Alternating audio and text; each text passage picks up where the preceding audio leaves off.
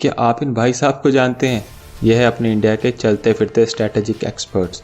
Road पर कितना भी ट्रैफिक हो, ये साइड का रास्ता पकड़ के आगे निकल ही जाते हैं। कुछ ऐसा ही traffic Indian e-commerce market में हो रखा था और अमेज़ॉन था सड़क का सबसे बड़ा ट्रक। पर मीशो उसी मार्केट में साइड का रास्ता पकड़ के आगे निकला और 5 जून 2022 को इन्होंने 5.35 मिलियन ऑर्डर्स एक दिन में लाने का रिकॉर्ड बना दिया। चलिए बात करते हैं इंडियन ई कॉमर्स मार्केट के इस तेज़ तरार स्टार्टअप के बारे में, जो आज 7 साल में इतना बड़ा हो गया है कि अमेज़ॉन और फ्लिपकार्ट जैसे जाइंट प्लेयर्स के साथ फेस टू फेस कम्पीट कर रहा है। मीशो 13 अगस्त को 7 साल का हो जाएगा और मैं बताऊंगा आपको 7 ऐसे सीक्रेट्स जिनकी वजह से मीशो आज यहाँ पर है, और उसी के साथ 2 बोनस जो आपको इन 2 सेगमेंट्स में एक ग्रोथ हैक की तरह हेल्प करेंगे। A startup idea which you can execute to bring another sensation into Indian market, or a plan for launching your D2C startup. So stay tuned for that. Let's start. Unique target audience और जिसका कोई नहीं होगा उसका मैं बनूंगा strategy.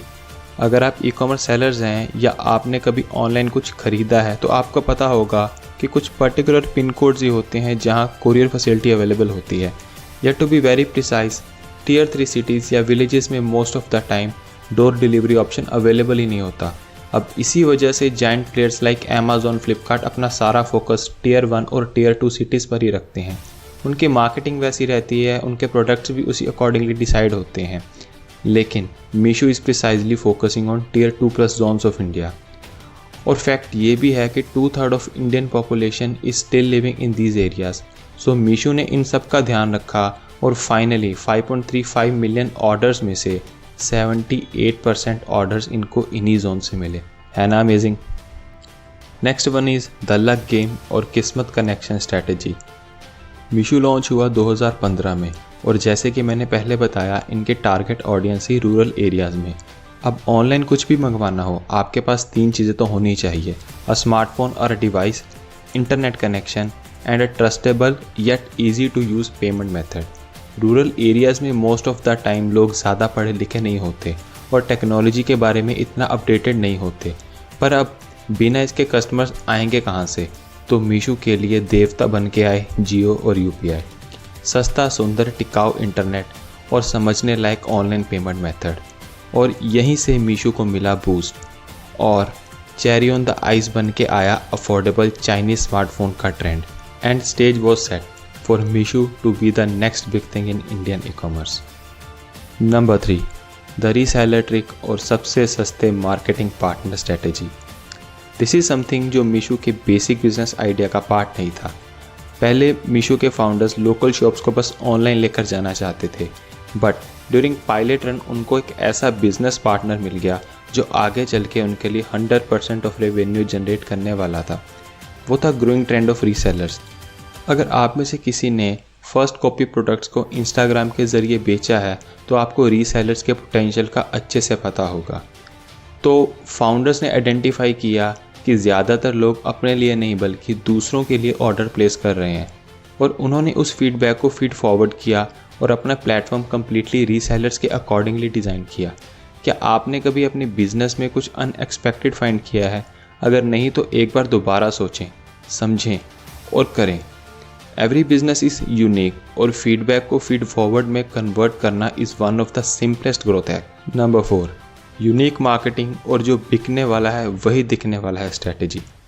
आपको लग रहा होगा कि मैंने कुछ उल्टा बोल दिया, मगर नहीं, जो दिखता है वही बिकता है इज़ 100% राइट। बट मीशो के केस में ये उल्टा था।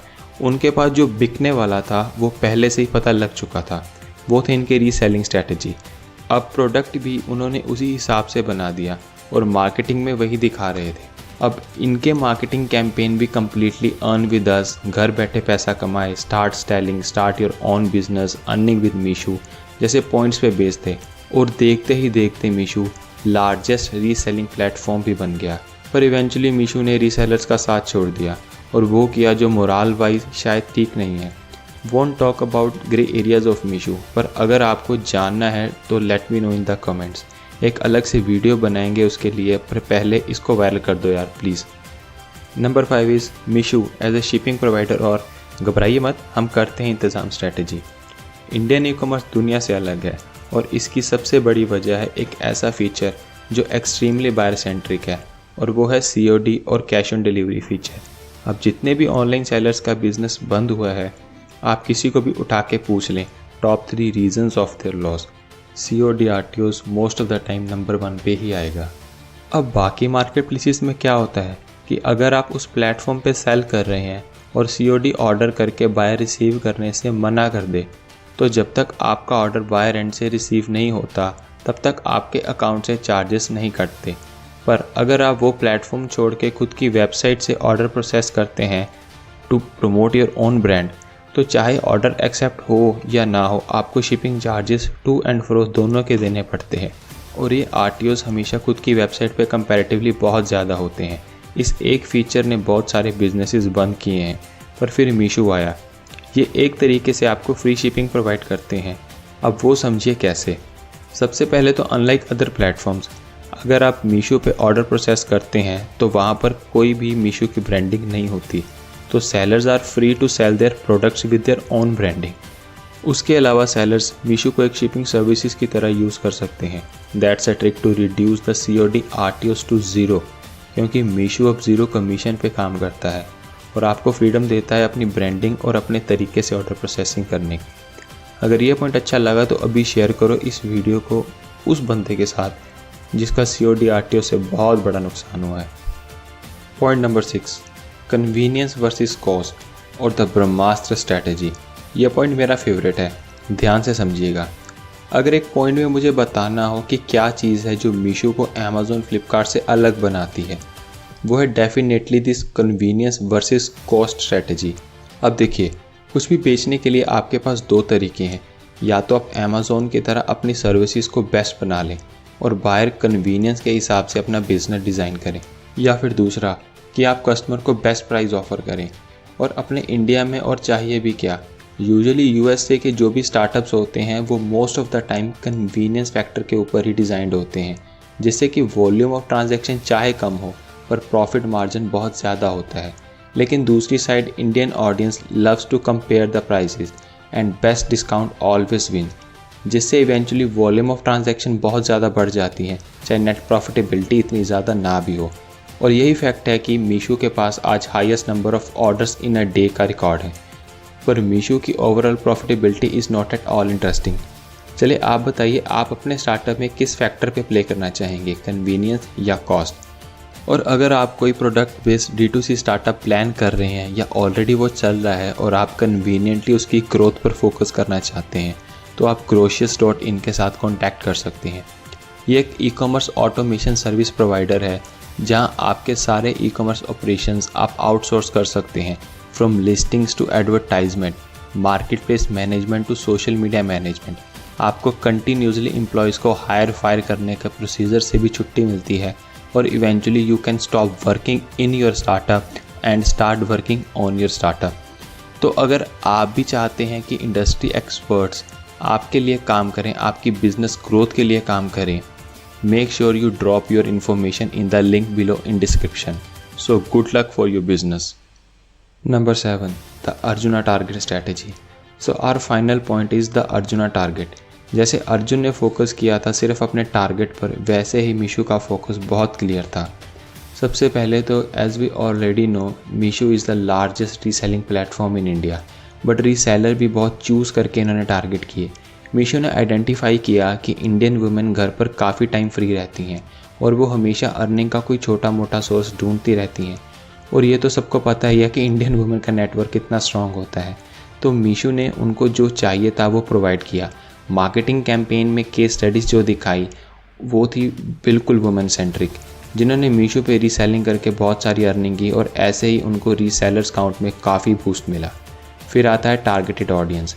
कोई भी बिजनेस या स्टार्टअप जब इनिशियल स्टेज पर होता है या आइडिया स्टेज पे ही होता है तो टारगेट ऑडियंस को सबसे पहले डिफाइन किया जाता है।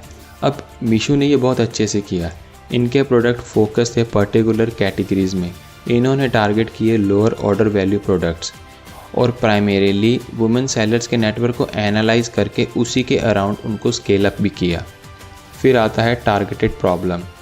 मीशो ने अपने बिजनेस का most of the loss free shipping provide करके ही किया है, बट क्या ज़रूरत थी इसकी? Listen carefully. सेलर्स की सबसे बड़ी दिक्कत होती है शिपिंग कॉस्ट और cost of selling products online. अब ये प्रॉब्लम बहुत ऑब्वियस थी और कोई भी इसको टच नहीं करना चाहता था, पर मीशो के लिए यही ग्रोथ हैक भी साबित हुआ। चाहे लॉस हो, लेकिन इनका यूज़र बेस इतना अच्छा बूस्ट हुआ कि उसी के बदले इनको फंडिंग मिलती रही और इवेंचुअली 7 साल में ही मीशो की मार्केट वैल्यू पहुंच गई $4.9 बिलियन, जो बन जाती है 38,000 करोड़ रुपीस से भी काफ़ी ज़्यादा। अब भाई जो ये सोच रहे हैं ना कि ये तो हम भी कर सकते थे, तो आप भी कर सकते हो। ये सारी स्ट्रैटेजीज़ भी आपके काम आएंगी, पर मोस्ट इम्पॉर्टेंट थिंग इज़ आपको एक्चुअल में करना पड़ेगा। ऑन पेपर चीज़ें बनाना और करना is the difference between everything. Hats off to Vidit and Sanjeev to make it this far. और आपके लिए अब बात करते हैं 2 ग्रोथ हैक्स की। करंट सिनेरियो में मीशो खुद को ट्रांसफॉर्म कर रहा है एक रीसेलिंग प्लेटफॉर्म से ई-कॉमर्स मार्केट प्लेस में। जब डायरेक्ट लोगों को ही पता चल जाएगा मीशो के बारे में, तो रीसेलर्स के थ्रू कौन आएगा। Lakhs of resellers will be jobless now. अब आपको बनाना है बेसिक सा रीसेलिंग प्लेटफॉर्म, क्योंकि resellers are already trained and habitual of earning with reselling, और उसके अलावा उनके नेटवर्क भी काफ़ी मैच्योर हो चुके हैं। सो देखो, खजाना कहाँ पड़ा है ये हम सबको पता है, अब उसको निकालना कैसे है ये आप पर है। जल्दी करो, नहीं तो कोई दूसरा मीशो ऑलरेडी आता ही होगा। नंबर 2, अब एज अ सेलर आपको लग रहा होगा कि मीशो पे प्रोडक्ट चलते हैं बहुत लो प्राइस और लो क्वालिटी के, तो मैं आपको एक अंदर का सीक्रेट बता दूं। Meesho is planning to launch its brand store. इसमें सिर्फ रजिस्टर्ड ब्रांड से ऑनबोर्ड किए जाएंगे, और unlike other platform like Amazon, आपके प्रोडक्ट लिस्टिंग सिर्फ आपकी ही होगी और दूसरा सेलर उसको सेल नहीं कर पाएगा। तो अब अगर आप प्लान कर रहे हैं एक ऐसा ब्रांड लॉन्च करने की, now it is the time. सिर्फ ब्रांड रजिस्टर करना है और ग्रोशियस पे साइन अप करना है। लिस्टिंग और ऑपरेशंस वो मैनेज कर लेंगे। आपको इन्वेस्ट करना है अपना टाइम और मनी सिर्फ प्रोडक्ट डेवलपमेंट में और एनहांसमेंट में। अब देखो, इससे ज़्यादा इजी बिजनेस करना कभी पॉसिबल नहीं था और शायद आगे होगा भी नहीं।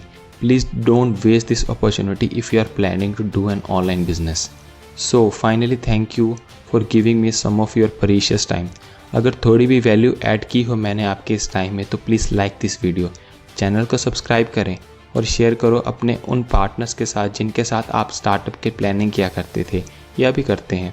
बता दो यूट्यूब एल्गोरिदम को कि वीडियो इज़ वैल्यूएबल। और फाइनली छोटी सी डिमांड, प्लीज़ वायरल कर दो ना यार। Thanks a lot, it was amazing to analyse and define this case study. Good luck and let's grow.